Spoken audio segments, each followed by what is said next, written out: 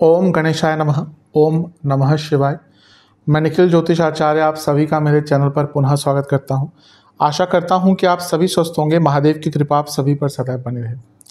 ये वीडियो तुला यानी कि लिब्रा के लिए अत्यंत विशेष वीडियो है, क्योंकि ये वीडियो है सूर्य महाराज के राशि परिवर्तन के बारे में, जो कि 16 अगस्त 2024 को होने वाला है।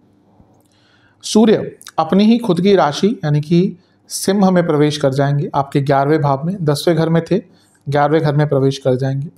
और सूर्य का 11वें घर में आना भी अच्छा होता है, और सबसे इम्पोर्टेंट है कि अपनी ही राशि में आ रहे हैं तो और भी विशेष है।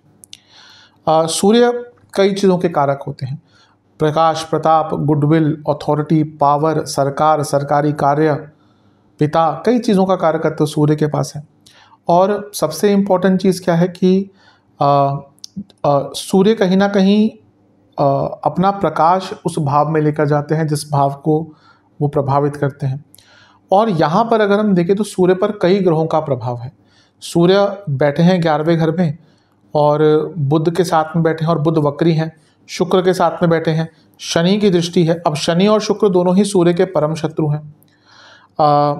शनि जो है वो वक्री हैं, तो दो वक्री ग्रहों का प्रभाव, और सूर्य के परम मित्र मंगल की दृष्टि है। यानी कि 4 ग्रहों का प्रभाव सूर्य पर और 5 ग्रहों का प्रभाव इंक्लूडिंग सूर्य 11वें घर पर। तो इसके कुछ योग तो बनेंगे, इसका कुछ इम्प्लीकेशन तो होगा। तो इसका क्या क्या प्रभाव अच्छा और बुरा हो सकता है कि दोनों ही चीज़ों को बताने का प्रयास करूँगा, एक विवेचना करने का प्रयास करूँगा कि किन चीज़ों का लाभ उठा सकते हैं, किन चीज़ों से बच के रह सकते हैं। यदि आपकी लग्न राशि तुला है या चंद्र राशि तुला है, दोनों ही गाइडेंस के लिए इस राशिफल को देख सकते हैं। पुनः कहूँगा कि टेक्निकली पॉसिबल नहीं है कि आप बोले कि मेरी लग्न राशि तुला है तो आप अलग राशिफल बना के दीजिए, मेरी चंद्र राशि तुला है तो आप अलग राशिफल बना के दीजिए। नहीं हो सकता। कोई कर रहा है तो अलग बात है, कोई बोल रहा है तो अलग बात है, लेकिन टेक्निकली पॉसिबल नहीं है। आपके ऊपर, आपको जहाँ से ज़्यादा रिलेट करते हैं वहाँ से देखिए।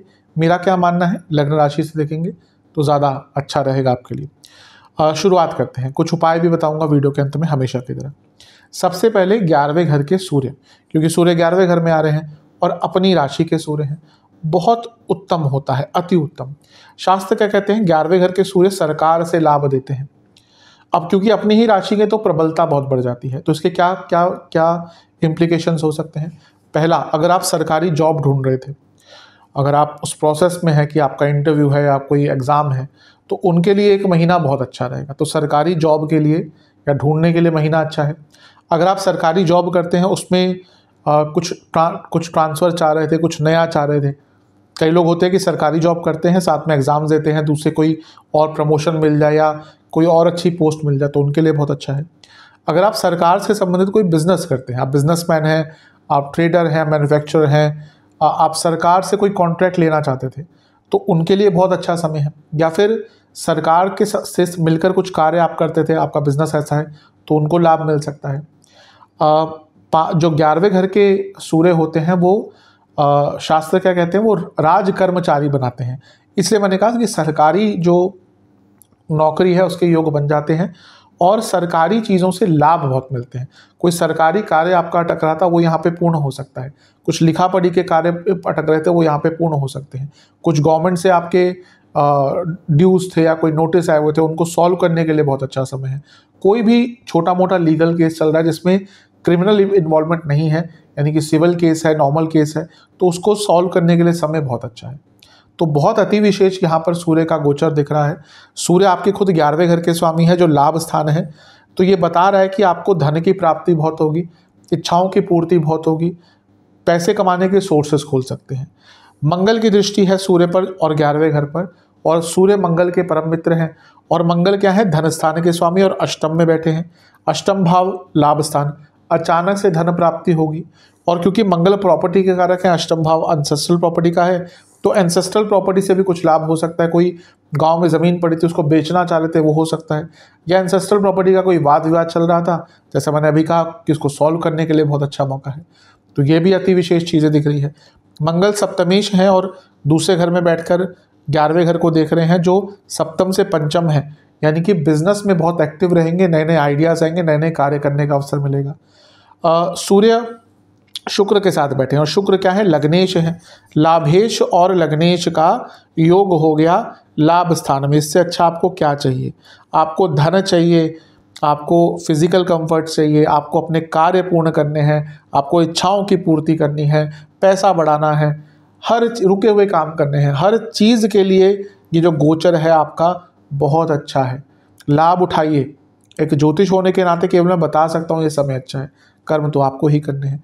तो शुक्र के साथ युति लग्नेश होने के नाते अच्छा है, लेकिन शुक्र आपके 8वें घर के स्वामी भी हैं, तो ये अचानक से धन प्राप्ति के योग पुनः बनाता है, लेकिन थोड़ा सा इम्पल्सिव रहेंगे, थोड़ा सा इनसिक्योर रहेंगे, उसके कारण कुछ गलत निर्णय भी ले सकते हैं। तो जहाँ पर धन से संबंधित बात आती है, बड़ा धन, छोटा मोटा नहीं, बड़े धन की बात आती है, वो बड़ा धन सबके लिए अलग अलग होता है। किसी के लिए 1 लाख भी बड़ा धन होता है, किसी के लिए 1 करोड़ भी छोटा धन होता है, तो वो आपकी अपने जीवन के अनुसार है। लेकिन जहाँ पे बड़े धन की बात आती है, वो लगाना हो, खर्च करना हो, देना हो किसी को, तो थोड़ा सा केयरफुल रहने की आवश्यकता है। यहाँ पर बुद्ध के साथ भी हैं, जो बुद्ध वक्री हैं और भाग्य स्थान और 12वें घर के स्वामी हैं। इन दोनों का कॉम्बिनेशन बता रहा है कि विदेश संबंधित लाभ अचानक से मिलेंगे, और विदेश जाना चाह रहे थे, उसमें अगर कुछ प्रॉब्लम आ रही थी, अगर कोई वीज़ा अटक गया था, आपका वीज़ा कैंसिल हो गया था, वीज़ा रीअप्लाई करना है, उन सब चीज़ों में आपको लाभ मिल सकता है। और क्योंकि अष्टम का योगदान है, 12वें का योगदान है, अगर आपके हिडन सोर्सेस ऑफ इनकम है, उनको भी यहाँ पर बहुत लाभ प्राप्त हो सकते हैं।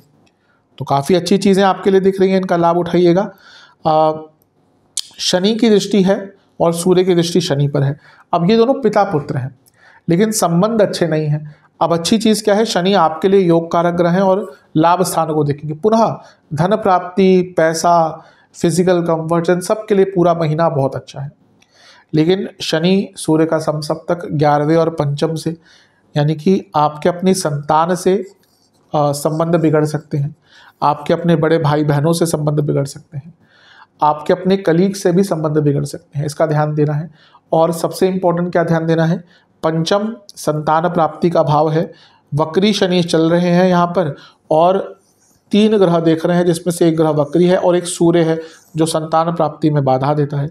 तो गर्भवती महिलाओं को यहाँ पर बहुत केयरफुल होने की आवश्यकता है, क्योंकि उनके लिए प्रॉब्लम आ सकती है।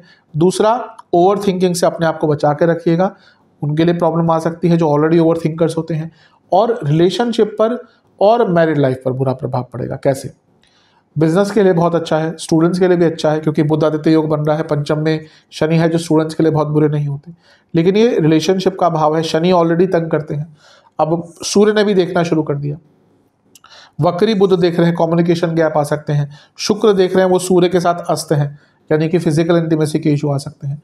तो ये सारी प्रॉब्लम्स दिखा रही है कि आपके लिए ये जो गोचर होगा, रिलेशनशिप में प्रॉब्लम लाएगा। और मैरिड लाइफ में क्यों?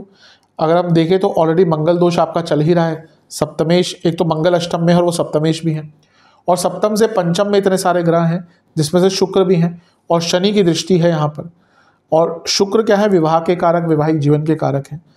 और सप्तम से 11वें में इतने सारे ग्रहों का प्रभाव है, यानी कि जो प्रॉब्लम्स थी वो सॉल्व होने का मौका नहीं मिलेगा और नई प्रॉब्लम्स आ सकती है। तो रिलेशनशिप पर और मैरिड लाइफ पर इसका थोड़ा बुरा प्रभाव पड़ेगा। अन्यथा करियर हो, पैसा हो, स्टूडेंट्स हो, उन सब के लिए अच्छा रहेगा। एक चीज़ से बच के रहेगा, शास्त्र कहते हैं कि सूर्य 11वें घर के जो हैं वो बहुत लालची बनाते हैं। शास्त्र ने कहीं ऐसा लिखा है कि दूसरों की संपत्ति पर धन और पर स्त्री, हाँ, परस धन और पर स्त्री दोनों को देखकर आंखें फड़क उठती हैं। तो यहाँ पर दूसरों के धन से या फिर लालच से किसी का धन प्राप्त करने में फंसेंगे। और पर धन, पर स्त्री, अब ये केवल पुरुषों पे लागू नहीं होता, शास्त्र केवल पुरुष आधारित है, उसमें पुरुषों की ही बात करी जाती है, लेकिन दोनों पर, यानी कि आपको, अगर आप मैरिड हैं, कमिटेड हैं, तो दूसरों के प्रति आपको नहीं जाना, वो आपके रिलेशनशिप या मैरिड लाइफ में बुरा प्रभाव लेकर आ सकते हैं। सेहत की बात करें तो हड्डियों के रोग तंग करेंगे, हार्मोनल प्रॉब्लम बहुत तंग करेंगी। पुरुषों में अगर प्रोस्टेट की प्रॉब्लम है, महिलाओं में यूट्रस की प्रॉब्लम, वो दिक्कत देगी। और स्किन डिसऑर्डर्स बहुत तंग करेंगे। तो इन सब का ध्यान दीजिएगा। उपाय के स्वरूप में क्या करना है आपको एक पात्र में जल लेना है, उसमें गंगा जल की बूंदें और दूध की कुछ बूंदें डालनी है, शुद्ध गाय माता का दूध, और इसमें कुछ गुलाब की पंखुड़ियाँ डालनी है। इस आधे पात्र से आपको महादेव का अभिषेक करना है, शिव जी का, शिवलिंग का। जब महादेव का अभिषेक कर रहे होंगे तो ओम नीलकंठाय नमः मंत्र का जाप कीजिएगा।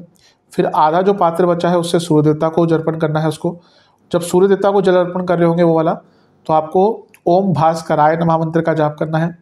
और इसके बाद महादेव को और सूर्य देवता को आपको खीर का भोग लगाना है।